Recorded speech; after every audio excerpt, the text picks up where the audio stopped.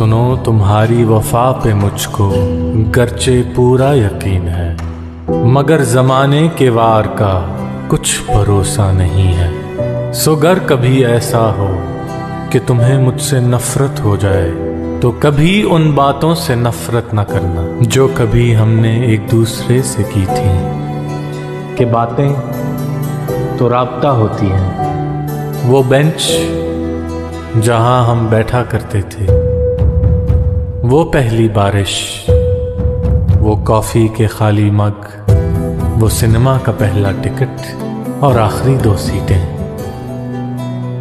सबको याद रखना, कभी उनसे नफरत ना करना।